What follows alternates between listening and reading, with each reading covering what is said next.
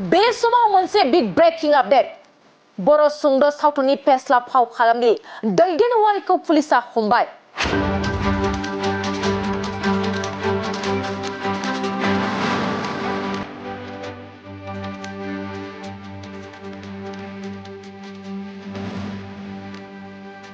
नंगौ, पस्क' आयेननि सिङाव दैदेनगिरिखौ पुलिसआ हमबाय। फेस्ला फाव खालामगिरि दैदेनगिरिखौ पुलिसआ हमनानै क'क्राझार कर्टआव थिसनबाय। थांनाय माखासे सान सिगां सासे हिनजावसाखौ जिनाहारि खालामनायनि अजदआव दिलीप नार्जारिखौ पुलिसआ हमखांबाय। बे जाथायावनो लोब्बा थानाय गुबुन सासे फेस्ला फाव खालामगिरि दैदेनगिरिखौबो पुलिसआ हमनानै दिनै कर्टआव थिसनबाय। मख'नो गोनांदि हिनजावसाखौ जिनाहारि खालामनायनि अजदआव बर' सुंद' सावथुननि साब्रै फेस्ला फाव खालामगिरिफोरखौ फारियै अनिल कुमार नार्जारि, सुबरन बसुमतारी, दैदेनगिरि आरो दिलीप नार्जारिनि हेंथायै पस्क' आयेननि सिङाव केस थिसनदों। नखरनि अजद आरो गसर थिसननायजों साब्रै फेस्ला फाव खालामगिरिनि गेजेराव दासिम सानै दिलीप नार्जारि आरो दैदेनगिरिखौ पुलिसआ हमबाय। नाथाय बे जाथायाव लोब्बा थानाय सानै फावगिरि अनिल कुमार ब्रह्म आरो सुबरन बसुमतारीआ गुबुन जायगायाव खारखोमानानै दं आरो पुलिसआ दासान्दि बिसोर सानैखौ संदानगासिनो दं।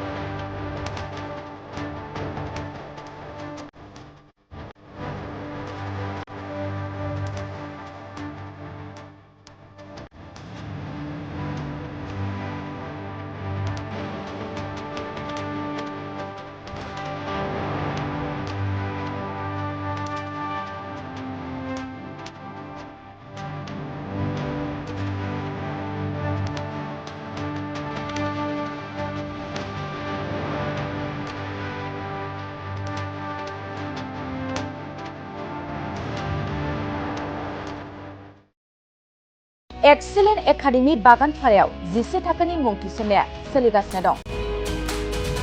गोसो गुदुं फरायसा फरायसुलिफ्रा गुन गोनां सोलोंथाइ मोननो थाखाय एक्सेलेन्ट एकाडेमि बागानपारायाव मुं थिसननो हागोन। बाक्सा जिल्लानि बागानपारा सारियालिनि सानजा फारसे थांनाय लामानि साखाथियाव दं एक्सेलेन्ट एकाडेमि बागानपारा। बे एक्सेलेन्ट एकाडेमि बागानपारायाव नांगौबादि गुन गोनां सोलोंथाइनि राहा दं। थिखानाय आयदा हिसाबै इंराजि आयदाखौ लाथारनांगोन।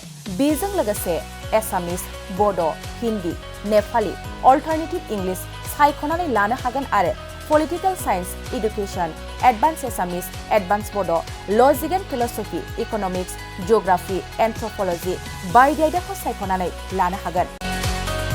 लोगोसे आलादायै बेसेन होनाङै कम्पिउटार क्लास लानो मोनगोन।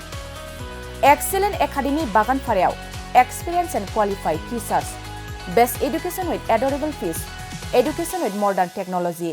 The admission fees charge would be considered for below poverty line and brilliant students. Hostel facilities for boys and girls बायदि। थांनाय 2022 मायथाइयाव फोसावजानाय आसाम हायार सेकेन्डारि जोबथा आनजादनि फिथायाव बे एक्सेलेन्ट एकाडेमि बागानपारानिफ्रायनो अनामिका ब्रह्म मुंनि सासे फरायसुलिया 99 जौखोन्दो लानानै अल आसाम साबजेक्ट टपार जानो हादोंमोन। लोगोसे बोहैथि बोसोर 2024 मायथाइनि थाखाय एक्सेलेन्ट एकाडेमि बागानपारायाव गोसो गुदुं फरायसाफ्रा मुं थिसननो थाखाय फरायसालियाव फैनानै फर्मखौ लांफैनो हासिगोन आरो मुं थिसननो हासिगोन। गुवारै मिथिसारनो थाखाय 9954505027 8011337530 नाम्बारनि गेजेरजों फोनांजाब खालामनो हागोन।